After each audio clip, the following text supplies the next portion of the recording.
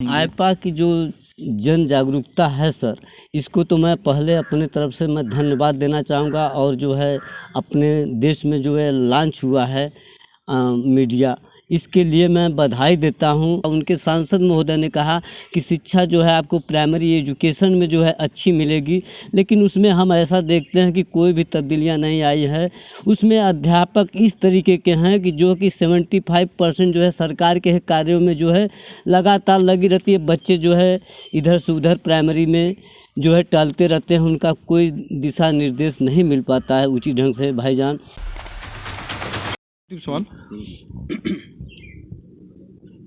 जी नमस्कार, मैं हूं वाराणसी से शैलेंद्र सिंह और आप देख रहे हैं आईपा यानी all India progressive politics association. इसके अंतर्गत बातें होती हैं प्रगतिशील राजनीति की और चर्चाएं करते हैं कुछ खास लोगों से। हमारे इस चैनल की मुहिम रहती है कि समाज सेविकों के पास पहुँचें, वरिष्ठ पत्रकारों के पास पहुँचें, अधिवक्ताओं के पास पहुँचें, राजनेताओं के पास पहुँचें, तो जानते हैं कि क्या इस समय समाज में उतार चढ़ाव चल रहे हैं, किस दशा के तरफ समाज का रुख हो रहा है। तो आज इसी कड़ी में मुलाकात कराते हैं बनारस के जाने माने समाज सेविक हैं यूसुफ जी।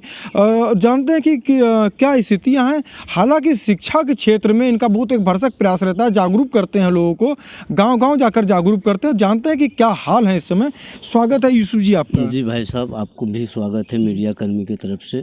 यूसुफ जी, अगर जो बातें की जाएँ, जिस तरीके से समाज में सुधार की आप बात करते हैं, सब कुछ जो है जो पहल है आपकी, शिक्षा का एक विशेष मुद्दा आपका रहता है। तो शिक्षा में पुराने नज़रिए में और अब के नज़रिए में, पुराने नज़रिए का तात्पर्य यह है जो सन 80 और सन 90 की अगर बातें की जाए, 90 के बाद का जो दौर है वो क्या दौर रहा, और सन 90 के पहले का दौर जो है वो क्या है। जी, मैं ऐसा कहना चाहूँगा सर कि जो पहले जो है आज शिक्षा की हम लोग शिक्षा से वंचित रहते थे। जो है दलित फाउंडेशन के जितने भी भाई रहते थे भारतवर्ष में, उन लोगों को शिक्षा से बहुत दूरी रखा गया था।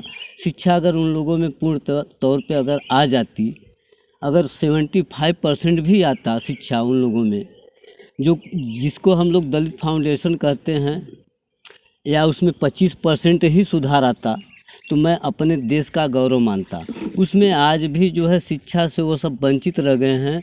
देश में मैंने 2006 में जो है राष्ट्रपति जो है APJ अब्दुल कलाम थे जो है हमारे देश के, और जो है प्रधानमंत्री जो है मनमोहन सिंह थे। 2006 में हमने शिक्षा का हक अधिकार को लेकर, चाहे राष्ट्रपति का बेटा हो चाहे चपरासी का बेटा हो, शिक्षा एक समान करने का हमने मांग किया था। जो है जाकर जंतर मंतर तर उनके संसद भवन तक जो है हमने जाकर देखा था, अपना मांग पत्र भी दिया था वाराणसी से जाकर। जो है उस मांग पे जो है सदन में रखा गया, लेकिन उस पे जो है अनदेखी कर दिया गया। जो है ऐसा कोई उसका जो है सुझाव नहीं आया। फिर बीच में जो है PM हमारे देश के जो है मोदी जी आए, तो उन्होंने कहा, उनके सांसद महोदय ने कहा कि शिक्षा जो है आपको प्राइमरी एजुकेशन में जो है अच्छी मिलेगी, लेकिन उसमें हम ऐसा देखते हैं कि कोई भी तब्दीलियां नहीं आई है। उसमें अध्यापक इस तरीके के हैं कि जो कि 75% जो है सरकार के कार्यों में जो है लगातार लगी रहती है। बच्चे जो है इधर से उधर प्राइमरी में जो है टहलते रहते हैं, उनका कोई दिशा निर्देश नहीं मिल पाता है उचित ढंग से। भाईजान, मैं आप मीडिया कर्मी से आभार व्यक्त करता हूं कि इसका पहल करने के लिए जो है हम गरीब भाइयों का जो है ढंग से गांव में जो है शिक्षा पे वंचित जो हैं उनका दूरीकरण जो बना हुआ है, उसमें जो है हम लोग उचित जो है पाले अपना हक अधिकार। उस हक अधिकार से जो है हम लोग अपने हक अधिकार को जानने के लिए पूर्ण रूप से जागरूक हो जाए। ऐसी सरकार हमें साफ सुथरी मिलना चाहिए। जो है सरकार को जो है हमारे शिक्षा पे पहला अधिकार बनता है कि उसको शिक्षा से जो है हम लोग रोशनी डालें, इतना कि रोशनी नहीं रहेगी तो हम डोल नहीं पाएंगे, चल नहीं पाएंगे।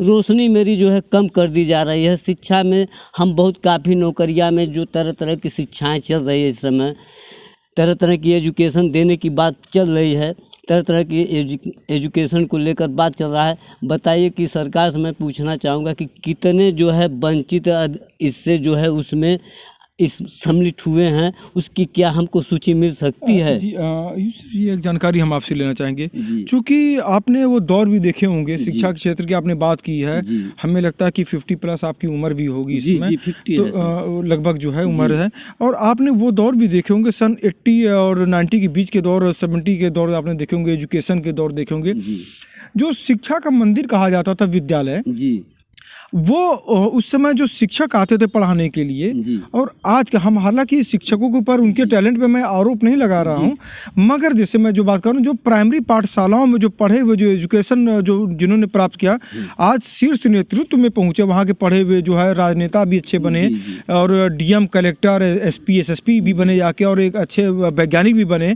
तो जो प्रारंभिक जो एजुकेशन की बातें की जाएँ, प्राइमरी पाठशालाओं की और जूनियर हाई स्कूलों की, तो वो एजुकेशन का जो दौर था, जी। शिक्षक के अंदर जो एक उत्साह होता था, स्टूडेंट के प्रति जो लगाव होता था, क्या उसमें थोड़ा कुछ अब तब्दीलियां नजर आती हैं? जी, ऐसा था कि जैसे 1972 में जो शिक्षाएं थी, या 1982 में, या 1987 में जो भी शिक्षाएं थी सर, उस समय जो है शिक्षक ऐसे थे जो है सर, कि शिक्षक जो है बच्चे के प्रति जो है इतना अधिक उत्तराधिकारी बन जाते थे कि उनको शिक्षा दिलाने के लिए जो है इतना प्रेरित करके जो है शिक्षा में आगे लाने का कौशल जगाते थे। जो है वह कौशल जो है नहीं जग पाया पूर्ण रूप से। सरकार में जो है हम लोग जो है आवाज़ को उठाते रहे कि शिक्षा को आगे लाया जाए, प्रयास किया जाए, लेकिन शिक्षा में जो दूरी बनती जा रही है, उस दूरी को हम लोग देखकर जो है आज भी उस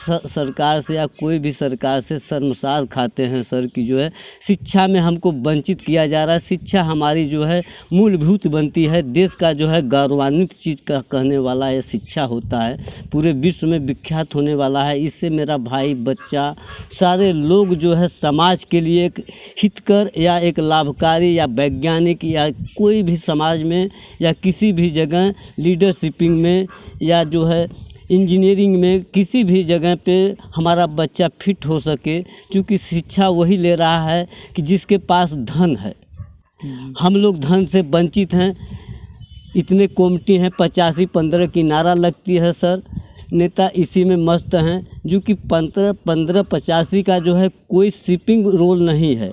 हम यहीं पे जी। थोड़ा सा आपको रोकेंगे। जी। केरल की बातें की जाए, जी। एजुकेशन के मामले में बहुत बेहतर माना जाता है, जी। इंडिया में एक अच्छा अपना स्थान रखता है स्थान केरल रखता जो है। है। जी। तो क्या केरल में भी जो सरकारी विद्यालय हैं, जी। वहाँ के अध्यापक जो हैं, जी। जो महिला शिक्षिका हों, शिक्षक जो हों वहाँ पे पुरुष हों, तो वो अपने स्टूडेंट्स को कैसे मन से पढ़ाते हैं? क्योंकि शिक्षा की अगर बातें की जाए तो वो बाहर गल्फ कंट्रियों में भी, बाहर के देशों में भी केरल के लोग बाहर निकलते हैं, और बहुत से लोग यहाँ पे जीनियस होते हैं। तो और वहाँ की कंपेयर की जाए, जैसे उत्तर प्रदेश की जाए, तो क्या कमियां नजर आई यहाँ पे? क्या वास्तविकता जो कमी जो है क्या है ऐसी? मैं देखता हूँ कि केरल के सरकार को और केरल की शिक्षा को मैं जो है शत नमन करता हूँ उसको। मैं देश का वासी हूँ, उस देश के जो केरल वाले हैं हमारे राज्य के, वहाँ की जो सरकार की रख रखाव है शिक्षा को लेकर, और गार्जियनशिपिंग की जो रोल है सर, परिवार की जो रोल होता है, उनकी जो पहला नियम बना है कि मेरा जो है विकास, मेरा जो है हर सितारा चमकने वाला शिक्षा से ही है। शिक्षा अगर जगत में है तो सब कुछ हमारे पास है। शिक्षा से अगर हम वंचित हैं तो मैं एक तरीके से पागल हूँ। इस तरीके से मैं हूँ कि हम किसी तरीके का डिसीजन नहीं ले सकते हैं। हाँ, उत्तर प्रदेश में शिक्षा को लोग लेकर जो है काफ़ी जो है ध्रुवीकरण होती है सर। शिक्षा एक हमेशा से नारा रहा। 2022 का समय चल रहा है, नेताजी लोग आ रहे हैं, शिक्षा, स्वास्थ्य और बेहतर विद्युत सप्लाई की बातें कर रहे हैं। तो अगर बातें की जाए तो जो शिक्षा को हमेशा मुद्दा बनाया जा रहा है कि शिक्षा जो है बेहतर करेंगे, शिक्षा बेहतर करेंगे, तो क्या इतने लगातार इनके जो वादे होते चले जा रहे हैं, फिर 2022 में शिक्षा सुधार की बातें हो रही हैं, तो ये केवल एक मुद्दा बन गया है या फिर इसमें कुछ अब सत्यता नज़र आ रही है? सर, ऐसा है कि इसमें कोई सत्यता नहीं झलक आ रही, चूँकि आप देखिए जो है, आप मीडिया कर्मी हैं श्रीमान जी, मैं आपका ही स्वागत करता हूं कि आप अपना जो है स्क्रूटनी कर लीजिए, विजिटिंग कर लीजिए सर, गांव टू गांव, village to village, district by राज्य बाई उसमें शिक्षा का जो हनन होता है सर, वह हम तो देखते हैं कि काफ़ी तौर पे जो है सुधार नहीं आए। खाली एक नेता की एक पहल बन चुकी कि हम यह कर डालेंगे, वह कर डालेंगे, लेकिन एजुकेशन के लिए सारी लोगों की नज़र अंदाज है सर। खाली एक कहतुतिया बात रह गई है कि मैं इस पे प्रकाश डाल रहा हूँ, मैं इसको आगे ला रहा हूँ। बताइए श्रीमान जी कि कितना आगे ये प्रकाश कर सकते हैं शिक्षा को? क्या यह हमको लिखित सदन में हमको पेश कर दें कि शिक्षा मैं एक समान कर रहा हूँ, चाहे राष्ट्रपति का बेटा हो, मुफ्त मैं कर रहा हूँ। ऐसा अगर भारत में हमारे लागू हो जाए सर, तो हम लोग शिक्षा से वंचित न रह जाए, क्योंकि उसमें हम लोगों का परसेंटेज जो है शिक्षा का बढ़ेगा। आईपा की मुहिम रहती है जी। हम लोग जन जन तक पहुंचते हैं जी। बातों को उठाते हैं, अपने दर्शकों तक उन आवाज़ों को उठाते हैं जी। जो आवाज़ दबी हों। प्रयास रहता है कि हम लोग गांव-गांव पहुँचें। उत्तर प्रदेश समेत उत्तराखंड और पंजाब में हमारी आईपा की टीम, आईपा के रिपोर्टर्स जो अनुभवी रिपोर्टर्स हैं, पहुँचते हैं और अपनी बातों को अपने दर्शकों तक पहुँचाते हैं किसी के माध्यम के द्वारा जो है।